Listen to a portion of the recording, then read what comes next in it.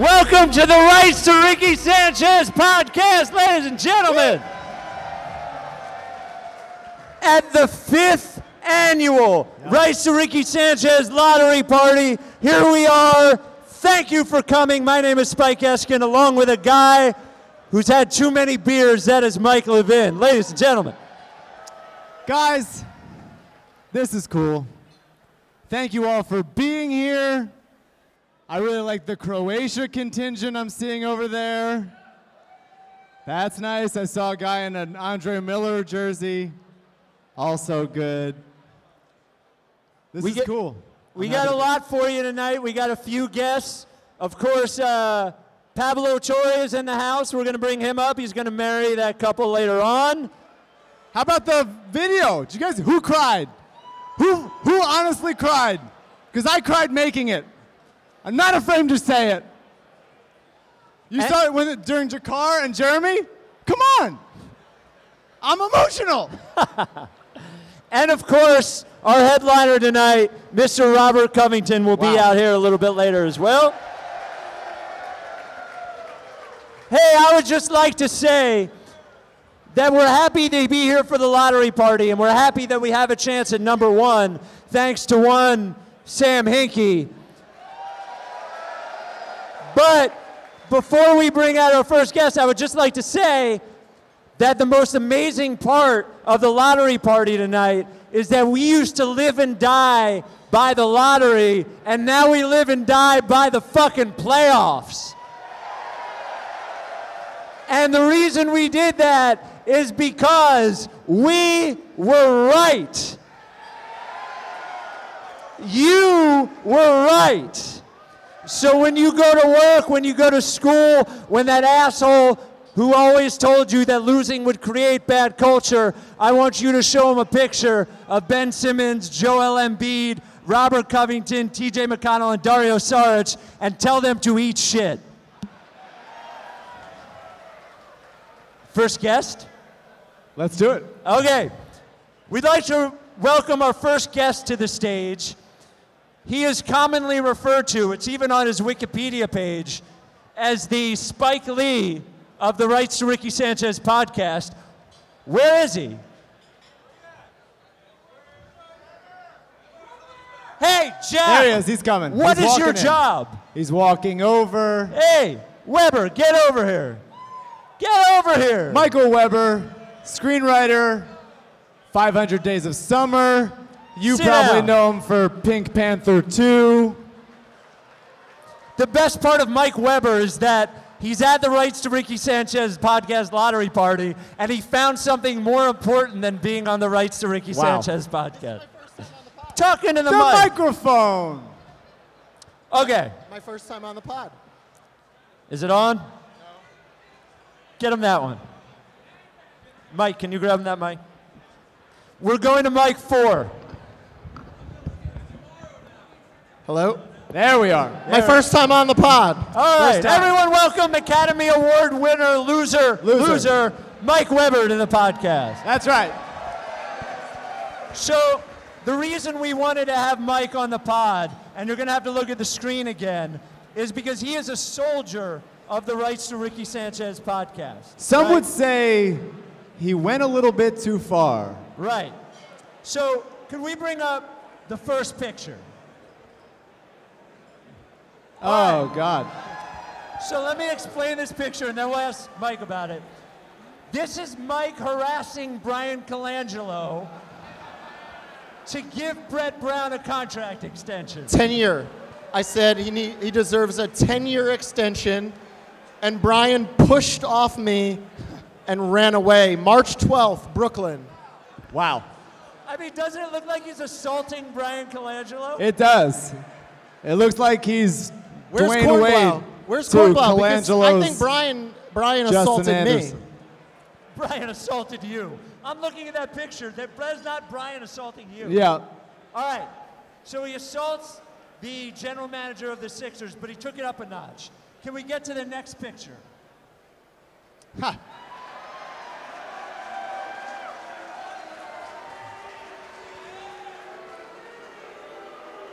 Boo. The look in his eyes. If he, in his right hand, he has a huge knife. You can't see it. That is a pre-assassination picture if I've ever seen one. So Mike went up to assault NBA Commissioner Dave Silver and make sure that he knew that he forced Sam Hinkie out of the job. So we need to go to the next picture and look at the aftermath.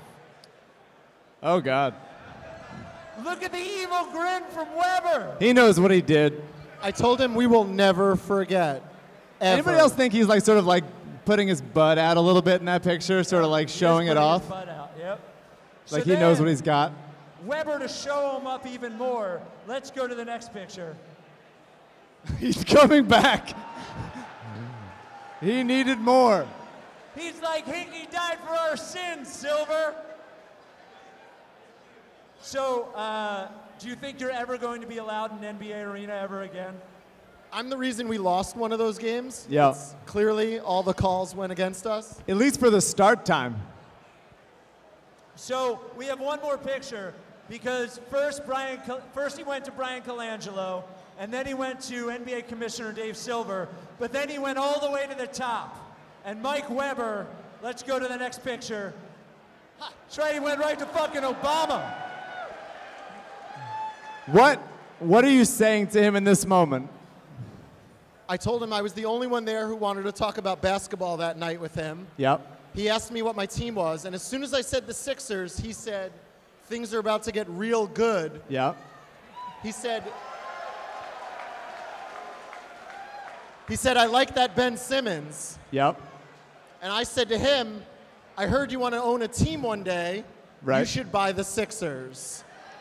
And then you looked him dead in the eyes and said, it could happen. It could happen. All right. Thank you, Mike Weber. Give Mike Weber a big Rights To Ricky Sanchez. Where's the happy couple? I haven't met the happy couple yet. This is not informal. Zeke and Lauren seek out Mike Weber. Yeah. He would like to meet you and give you the gift in his hand. Big hand for Mike Weber, ladies and gentlemen. Thank you very much. What a maniac. Out of his mind. Do we have our second guest, Jack? We do. So you might remember the original song of the Rights To Ricky Sanchez podcast. Not the original. Yeah, I'm getting there. Okay. Yeah. The original song was by Dana Barros. That's right. But then somebody came to our rescue and put together a little Trust the Process ditty in honor of Sam Hinkie. Ladies and gentlemen, a big hand for our friend and truster of the process, one Amos Lee. Woo!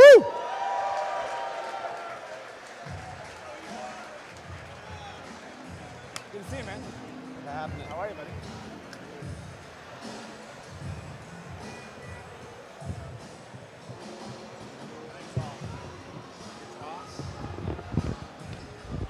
Big hand for Amos Lee, ladies and gentlemen. What's up, y'all? The only other guy to host this podcast. Yeah, I you're the only other guy feel to host the Ricky. Fantastic. I feel threatened. So, I know my monitor's dead. I've mentioned it 5 times. I'm okay. I'm that guy now. So, we have one very important question for you. There are 3 intro songs in the history of the Rights To Ricky Sanchez podcast. Yes. Dana Barros, yours, and Run the Jewels. I want you to rank them best to worst. Dana Barros 1. Yep. Me 2. Yep. Jules 3. Okay. What do you think? Because I think Amos's is the best. It's pretty good. Philly. We did steal Philly. it, which is cool. Tell them to trust the process. That'll work. Trust the process, y'all. Trust the process. Amos has a new album coming out.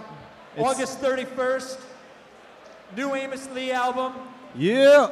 How many Trust the Process references are in there? Like 5? It's all about Hinkie. It Every is? song's. That's crazy. Your fans in like Idaho are going to be pretty interested. It's about Hinkie and the Ricky. Just those 2 things. That's good. That's good. Anyway, we thank you for coming out. We thank you for making a song You are not only the second intro song ever of the Rights to Ricky Sanchez podcast, you're the Puff Daddy of the Rights to Ricky Sanchez podcast because you jacked a beat we could not use. Ladies and gentlemen, a big hand for Amos Lee. Amos. Thanks, y'all. Give it up for the Ricky, y'all.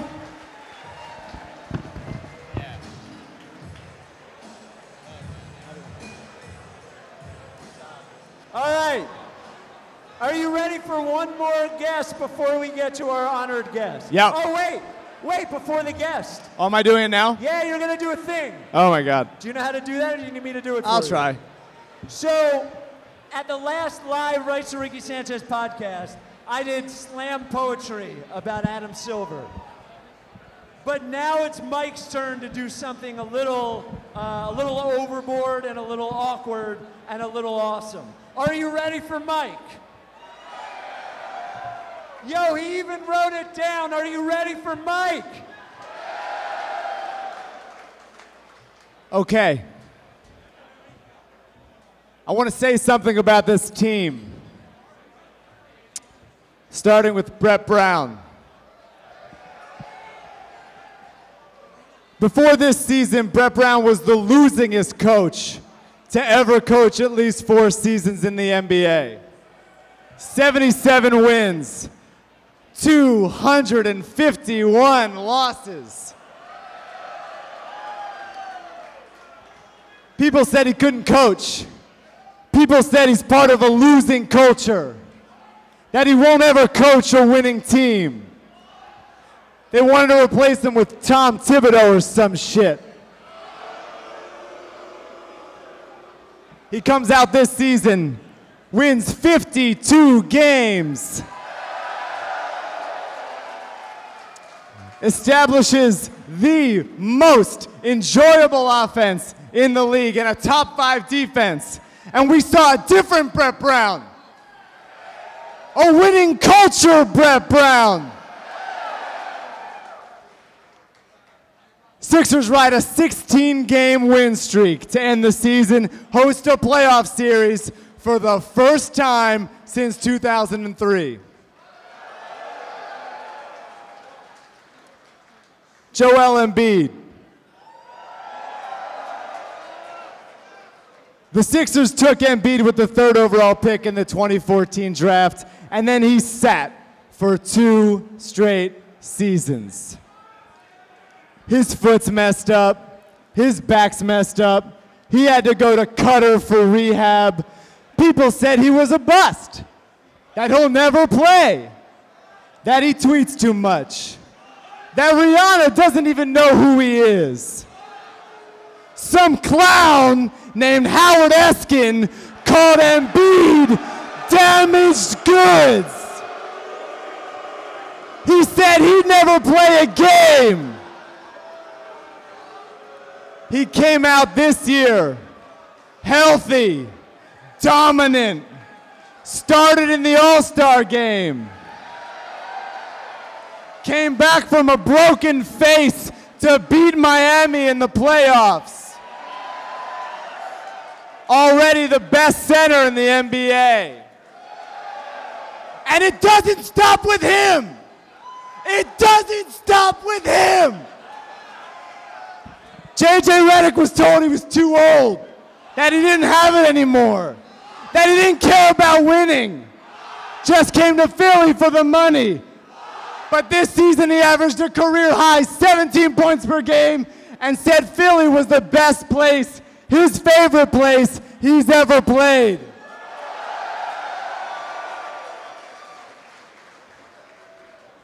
Amir Johnson was told he didn't have it anymore. Rashawn Holmes can't protect the rim. TJ McConnell's just another white point guard. Dario's never coming over. Covington's too streaky. Markelle Fultz is getting fluid both inserted and taken out of his shoulder. Ben Simmons can't shoot. Justin Anderson can't shoot. Jared Bayless looks cranky on the bench. Furkan Korkmaz isn't even the best Furkan of the Seattle process. The picks won't swap.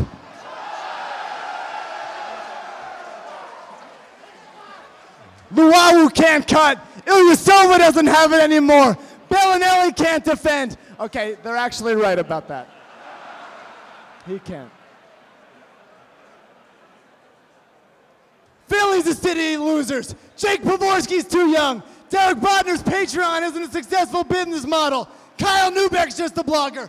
Brandon Galton's just a blogger. Roy Burton likes Chipotle too much. John Gonzalez got soft in Santa Monica. Max Rappaport got soft in Seattle. Mike Bauman talks about a proletarian uprising too much. Spike Eskin was born on third base. Mike Levin can't stick to sports. Mark Whittington is blind. Seamus Clancy has anxiety. It's the whole damn process. It's the whole damn process.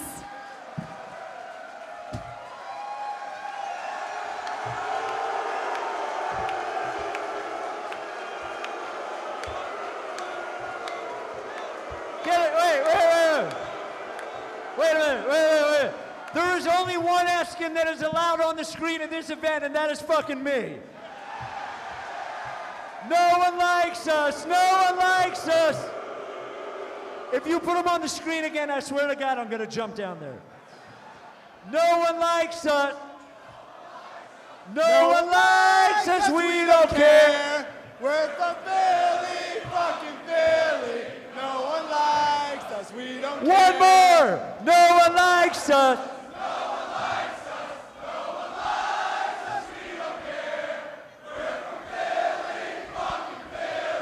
No one likes us, we don't care. Ladies and gentlemen, Mike Levin. All right, we have one more guest before our headliner, Robert Covington. This man has a brand new show debuting on ESPN next month, and for some reason, he is here at the lottery party to marry a couple. Ladies and gentlemen, one of the original trusters of the process, give it up for one Pablo Torre.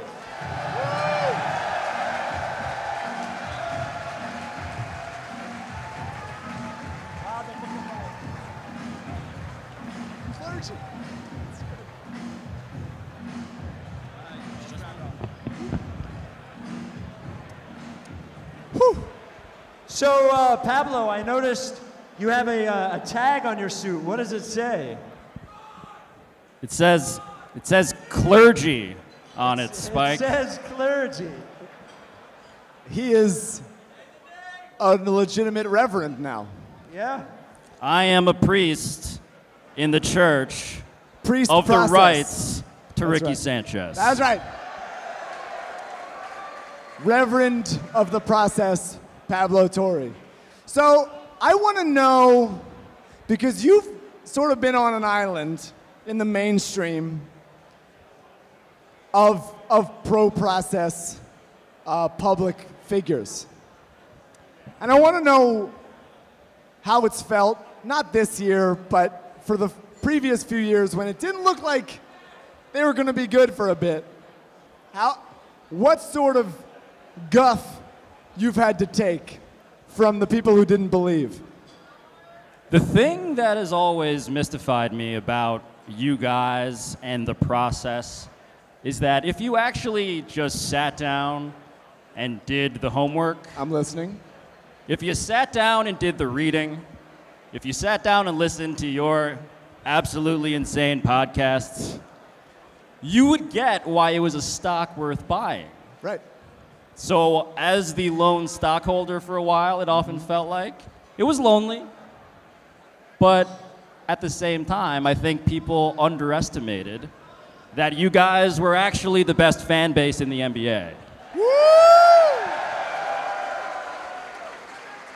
I mean, are the Orlando Magic doing this shit? No! I don't think so. I'd actually like us to cut to the feed of the Orlando Magic lottery draft party. It's Evan Fournier, just by himself. Just Evan Fournier Googling his own name. So I actually think professionally you have something in common with the process. So it was announced your new show, High Noon, is starting on ESPN June 4th, it is, right? That's right. With There we go. Bomani Jones, big hand for him. Woo!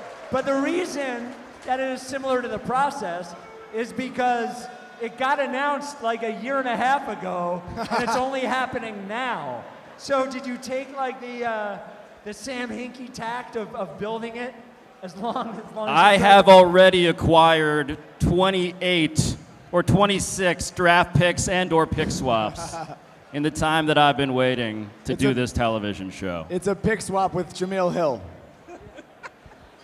I can't legally laugh at that, but I'm laughing at that. So tonight you're going to marry Zeke and Lauren. She's going to be right up here right after we're done with Covington. Ever in your wildest dreams, did you ever think you'd get a message from anyone saying, hey, do you want to come to our lottery party and marry a couple? Like, where on the list was that in your expectations? This is, by any earthly definition, my career highlight. Lauren and Zeke, who you guys will meet very shortly, I just met them downstairs. They are so deeply excited to do this with all of you psychopaths. Yep. And I say that, of course, as lovingly as possible as the guy who got certified to marry them. I mean, I haven't written in a while, speaking of trusting the process and waiting for this show, and the first thing I've written in a long time with Spike Eskin is it nuptials? Nuptials. Yeah, we wrote the There nuptials. it is. I wrote nuptials. I think in a few countries we're married because we wrote the service You wrote 'em. together. This Yeah. is legal. Yeah. This is more legal than Jerry Colangelo getting inserted as our GM. So there are two choices. Either you're going to tell this story for the rest of your life, or you're never going to tell this story ever again after you walk out of those doors. Which one is it? Wait, before I do that, before I answer, Sam Hinkie follows me on Twitter. Ooh. What I want to do, Humble brag. I'd say no, but I'm gonna use it to service you guys because what I want to do before I answer all of the questions that you good people have, I'm gonna take a video of all of you and I'm gonna slide into Sam's DMs. Slide in there, baby. So Like can a we do top that? Can we do 55 that for like protected 5 draft pick. seconds right now? Yeah. Can I do something that is terrible for the audio portion of your podcast? No, but we're going to slide into the truly, DMs. You're going to take a video of everybody? no explanation. Just going to be you guys screaming when I count down from 3, if that's all right. Can I... What if they chanted, "Thank you, Sam"? Oh, wow. Could you guys do that? Would you guys like to do that? So on 3, he's going to start the video and you're going to chant, "Thank you, Sam," over and over and over again. Is this something you can do? He will see this. I have no idea how he'll respond, but I will also share that with you guys. All right? 3, 2, 1.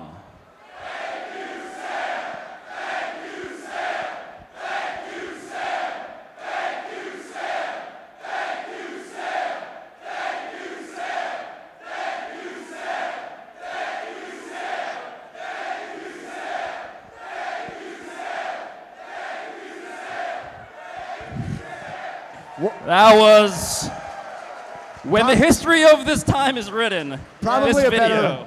better chant than "Why did you pick Okafor?" Oh, God.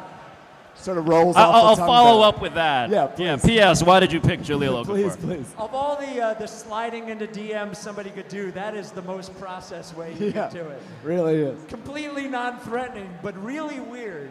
Yeah. Sorry, you had a question.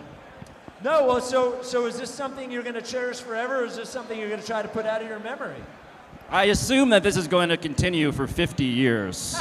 This is your new job. So I plan to return here and marry all of the couples. Every one of you. Yeah. Every year. Next year, Pablo Torre delivers the processed baby right here at the lottery party. That's right. Do you guys want to see a childbirth here at the party? He's going to med school right now. My parents will finally be proud of my career.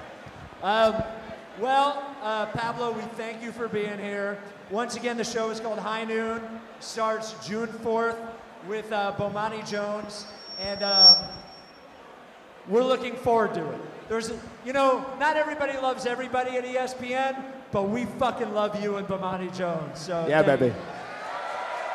The feeling is legitimately, genuinely mutual. This is, again, the most insane way that anyone on this planet is celebrating today. So thank you. Thank you very much. Ladies and gentlemen, Pablo Torre from ESPN.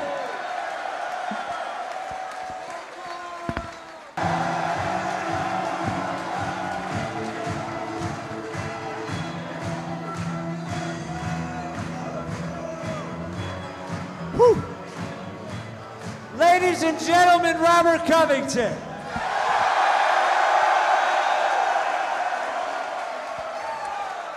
Now, Rob, we were hoping you weren't going to be able to beat.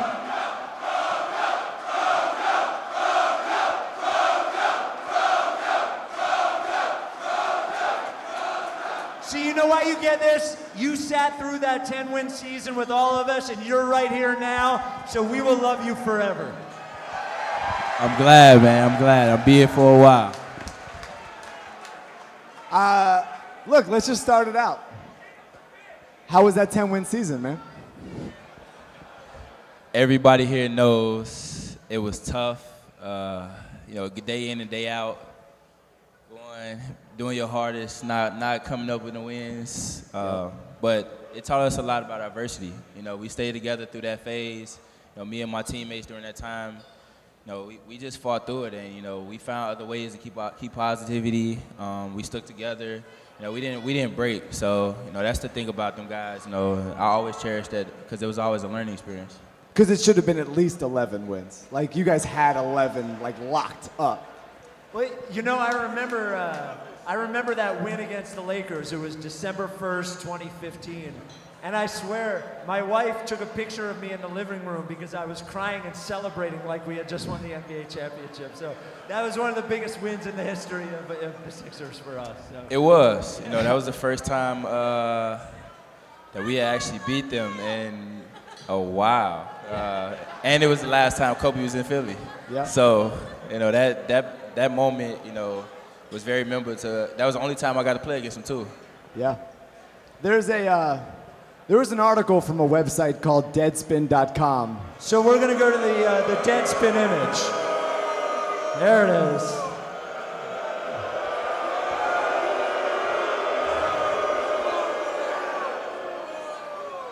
And the title, as you can see, is The Philadelphia 76ers Are a Godless Abomination. Which... Hey, fuck Deadspin! A little excessive, hyperbole, until you get to the line, the Sixers did not sign Robert Covington or any of the other undrafted scrubs because they are looking for good basketball players. They signed him because they only have to pay him $816,000 to go out and do things like shoot 1 of 5 from the field in 17 minutes against the Spurs. Robert Covington is in Philly to help the Sixers lose.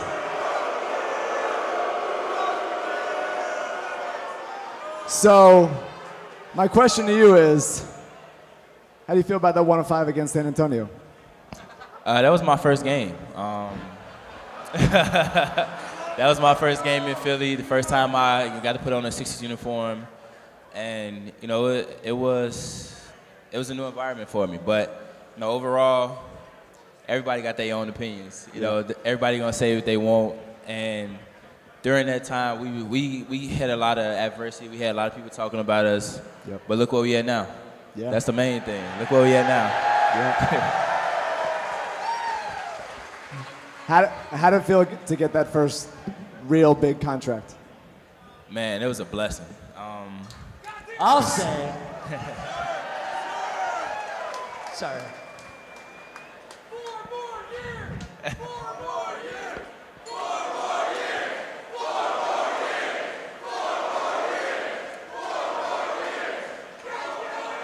All right, how about this?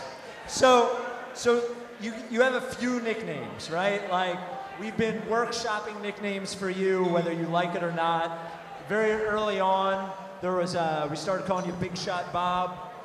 We called you Lord Covington for a while. Of course, there is Rocco. There's Cov.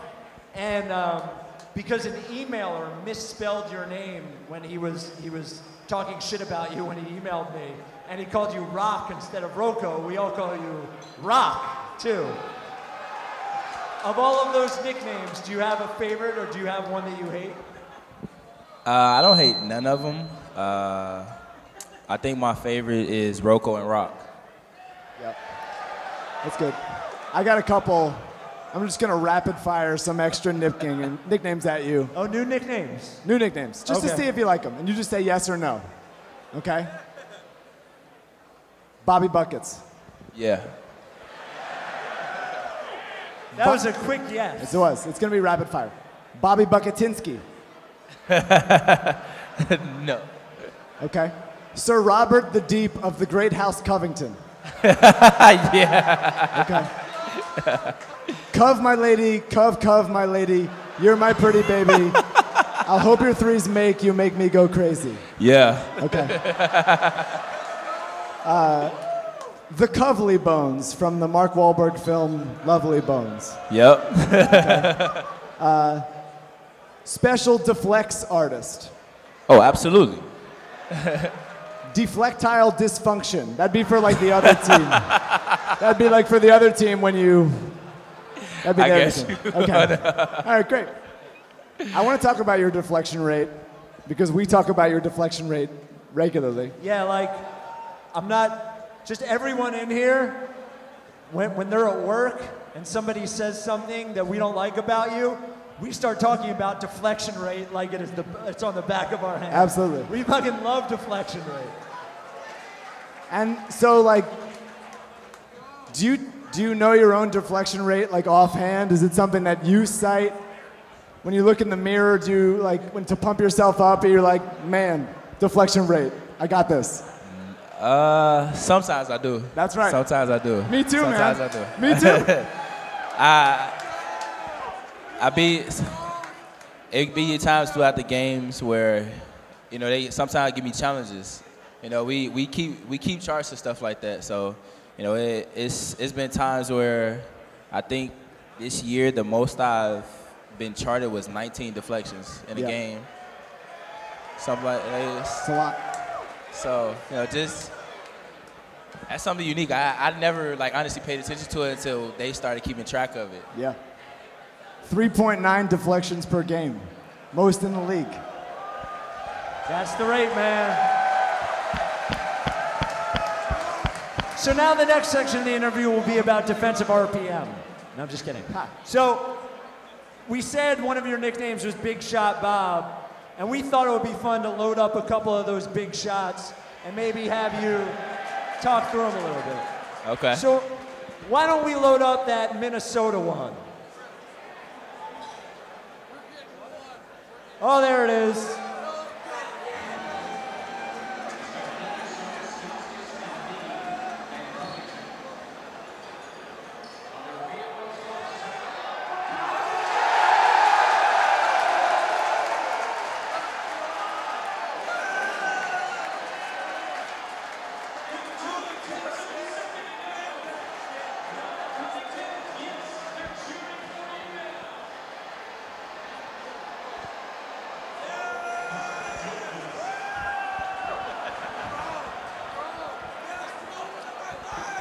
So two things. First of all, incredible shot. Second of all, Embiid almost got hurt congratulating you.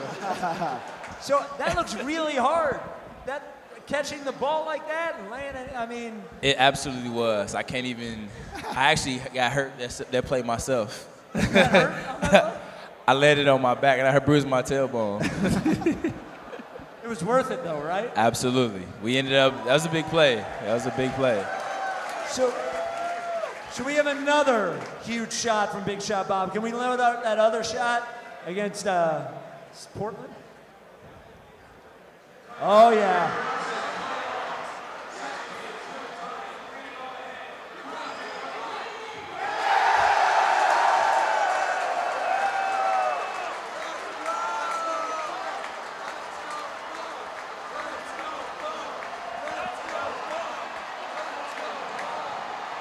huge shot with the guy right in your face. You know, one of the things that's happened over the last couple of years, because in previous years you were like the only guy on the team that could shoot, is you didn't have very much room to shoot. How much of a difference has that made this year, having other guys on the team that can shoot from out there? It's a big difference. But teams still don't play me like with any type of leeway, ease. So a lot of my shots I still be like that now. So it's just, you know, having other guys, you know, take that pressure off. You know, you can't really lock in too much. And then we got so many shooters on the court at one time. Like, you pick and choose your poison. At any moment, somebody can hit a big three that can, you know, make a big dagger for you. Yeah, you actually took more threes this year than J.J. Redick per game, which he's one of the best shooters of all time. And you took more threes than him. Does he give you shit about that a little bit? Nah, he just can't be, hey, shoot. Like, you open, you shoot. And, you know, typically a lot of my shots are threes, so it's set up for it that way. That way our offense is set up, so. In fact, in all 4 of your Sixers seasons, you took more threes per game than JJ ever averaged in his career, except for this season. You got the green light, man. That I do. Well, you know what? 3 points is more than 2, so I say fuck it. Shoot as many times as you want. The best part about that is it was also over Evan Turner, that Portland one. You wanna know what's crazy? Evan texted me right after the game and was like, I owe you one.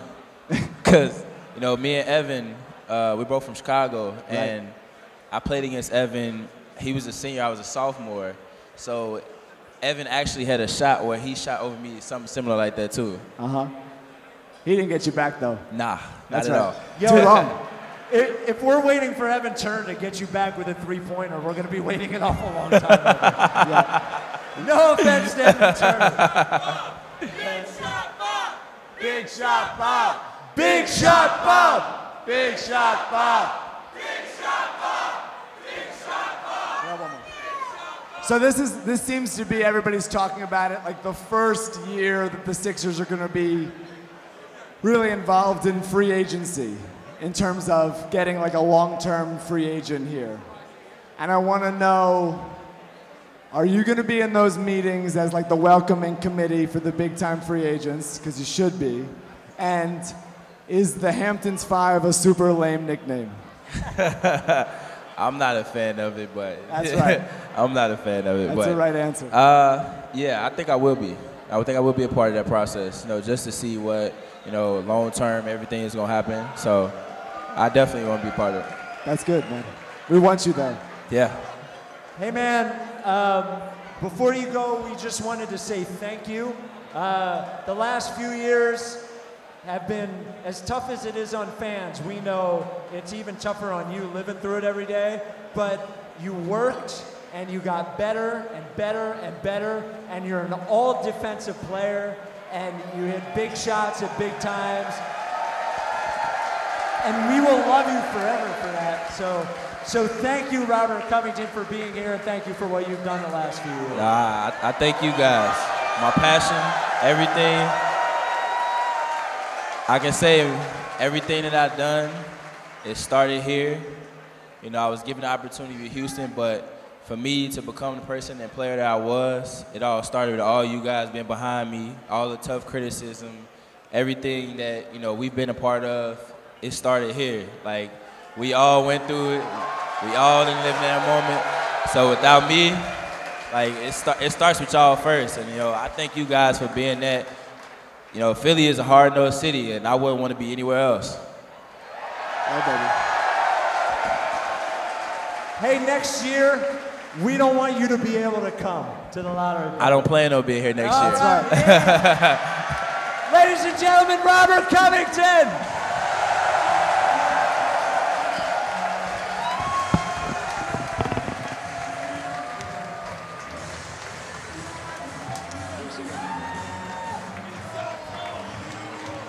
All right. So, we're wrapping up the podcast portion of the night. But I want you, Look, this is really important. Everybody, this is really important. So I know it's silly that they're gonna get married up here, but they're actually getting married up here. So if you can sit there and watch us talk and watch Rob, we are all gonna be in this together. We all just crashed their wedding, and in exchange, we're going to give the loudest cheer in history as soon as they're finished. So are you ready to watch Pablo, Torre, marry Lauren and Zeke? Are we going to do this? It is, I just want to one time hear Lauren and Zeke have to explain this. Yep. To like their aunt. Yep. What? So where'd you guys end up getting married? Well, do you know the Sixers? Yeah. So thank you for listening to the Rights To Ricky Sanchez podcast. Are you down with TTP? It sounds just as weird when you guys say it. Yeah. All right, so hang tight. Don't go anywhere. In like 2 minutes, we're going to set it up, and the wedding's going to be here. You're going to shut up during the wedding, and then you're going to go ape shit. Are we good? Woo! Thank you, guys. Welcome to the strangest, most wonderful, and most well-attended wedding of all time. Thousands of us have gathered here today. We are among family, friends, Robert Covington, and most importantly, two very special people standing before me now, Lauren and Zeke.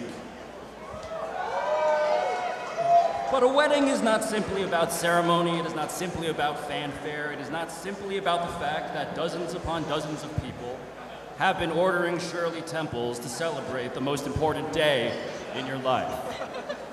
Today is about love.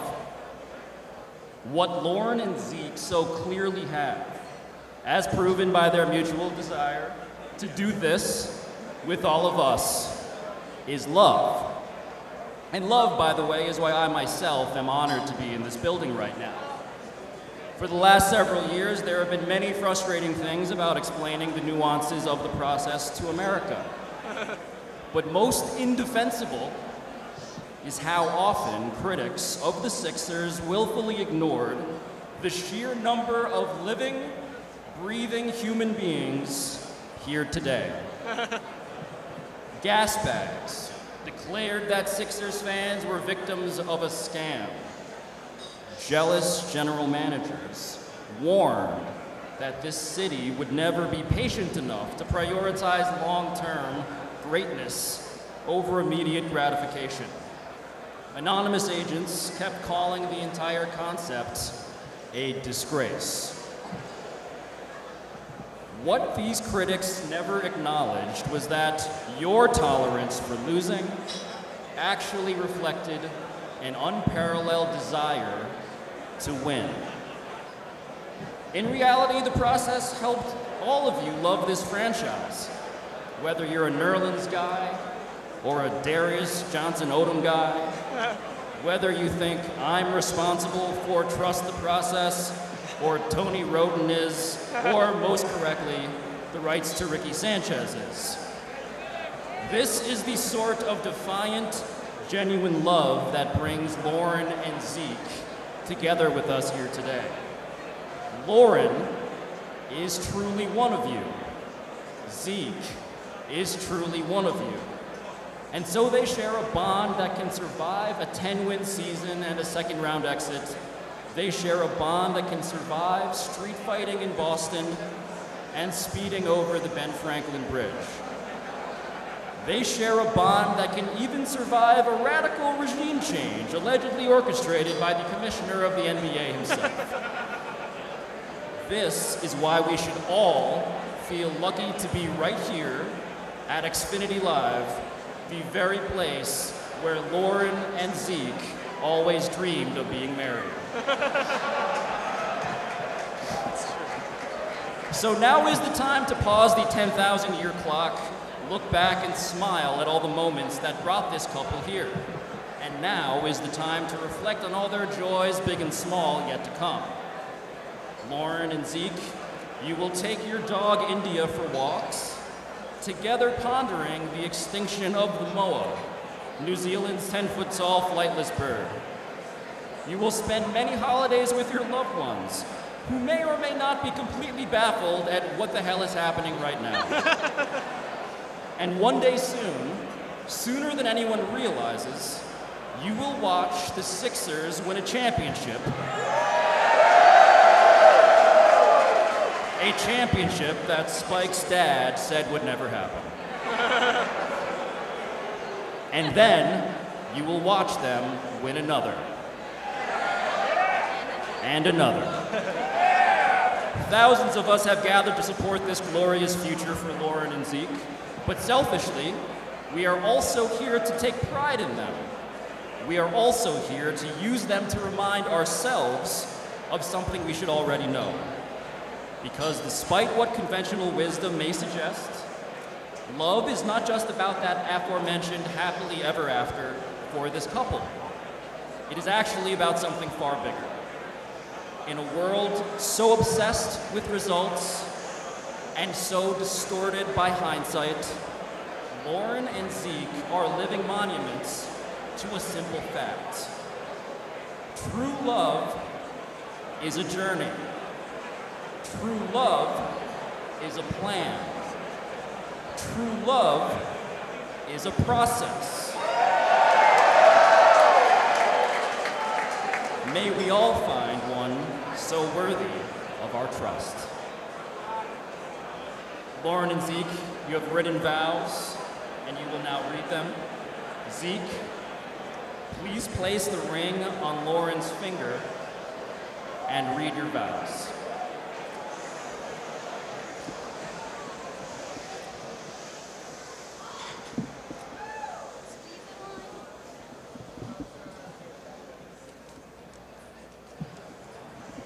Thanks for being here. Lauren, you are the most generous person I know, and I feel your love every single day. It inspires me to take better care of myself, and it drives me to be the best version of myself that I can be. I promise to give that back to you and to always support you. It's one of many promises that I now make to you tonight. I promise to be there for you day and night through good times and bad, and whether the Sixers win 10 games or 52. I will be at your side, and we will experience it all together.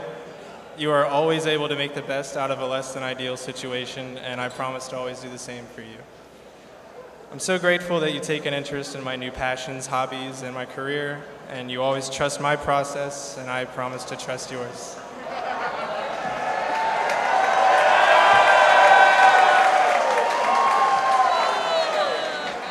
Sam Hinkie wrote, "If you want to have real success, you have to very often be willing to do something different from the herd."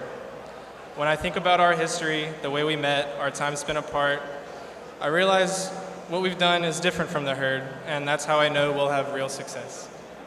When I dream about our future, all the experiences we want to have together and the places we'll go, the Sixers championship parades we'll attend, what makes all of these things most exciting is that we'll do them together, and I love you.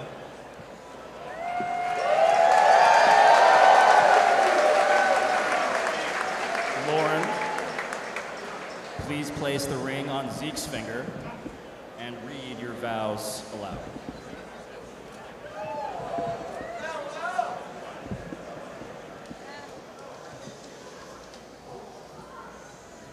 Zeke, since the day I met you, you've become my best friend and partner in crime.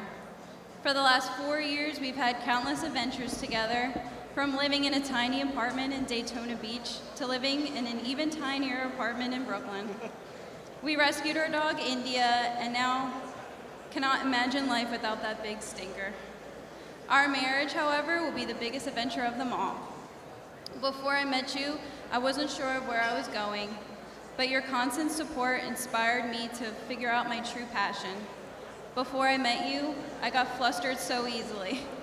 Now, you know I still do. But you know just what to say to calm me down most of the time. Before I met you, I was unsure of myself.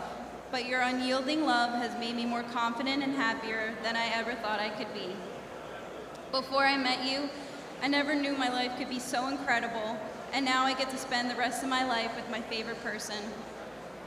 I promise to keep following you and traveling with you wherever your passions take you. I promise to be right by your side, helping you and taking care of you through good times and bad. I promise to cup for you when any of your sports teams lose, and especially celebrate with you when they win. I promise to always say I love you back, even when the conductor is yelling at me to get back on the train. A wise man said, "Some would have us go out and buy apples, but we want to build the whole orchard, and you don't get to the moon by climbing a tree."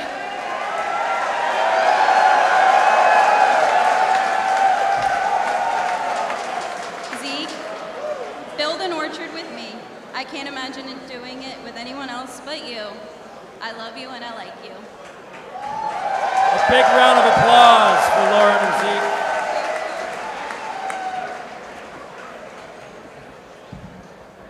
And now, by the power vested in me by the Universal Life Church